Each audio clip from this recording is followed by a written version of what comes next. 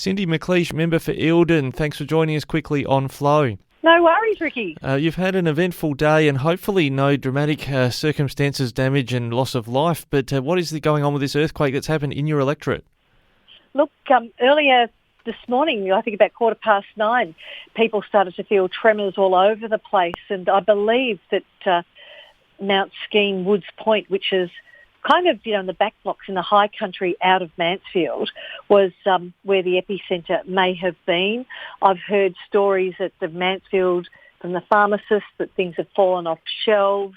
Mount Buller, apparently the lifts went into auto stop, but they've said everything seems to be okay. And it's actually surprising how far and wide people are reporting having felt tremors or having seen things.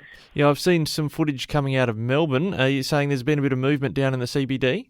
In and around Chapel Street, certainly. It looks as though there's been the top of a building, a large building, like an old hotel, but just the top number of bricks have fallen along off, the side wall, and they've made a real mess in the street there. Just not so far from me, actually, there was a big landslip on the Melbourne Highway. Oh. I don't know if it was related or not. There's often small landslips because it's been quite wet, but this was a really large one and covered half the road.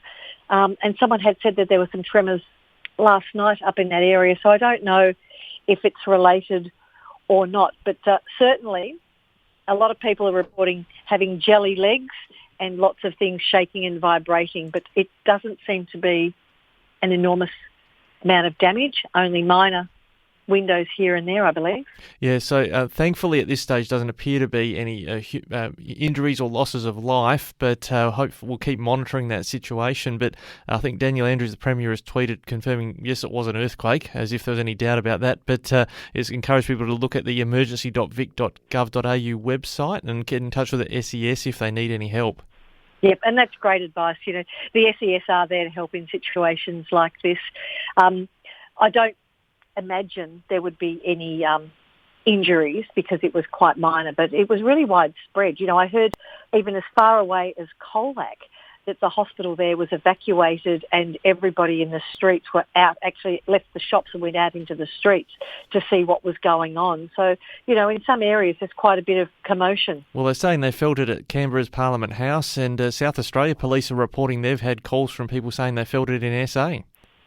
Gosh, and I was in the car driving and I didn't feel it at all. Yeah, maybe some people are better attuned to these things, but hopefully it just is a talking point in the future. There was a smaller earthquake that did $4 billion of damage to Newcastle in the 80s, so I guess in a way it's kind of fortunate that this one's occurred up in the highlands. Well, look, yes, and it was 10 kilometres deep too. That is quite deep, so I'm not sure though how that stacks up against earthquakes. Is your electorate renowned for having quakes of this nature, or you've not really any history in this regard? Yeah, not really. You get an occasional tremor, maybe once a decade, but this is certainly probably a little bit bigger than I've heard about or experienced before. My partner was on the golf course. He said he felt it. Oh, did it knock the ball into the cup? I haven't felt it. Of all the excuses on the golf course. Yeah, it's pretty wet. The ball doesn't run. Yeah, well, from what we can tell from the records we've seen, if that is a 6 on the scale, that's the largest mainland earthquake to ever hit Victoria on the recorded history. So it is a big one, but hopefully it hasn't actually done a lot of damage. Yeah, exactly, Ricky. The person I was talking to when I was driving hands-free was in Healesville, and she said, oh, gosh, we're having an earth tremor. There's quite a lot of things shaking in the house. And I think it was for about 20 seconds, so...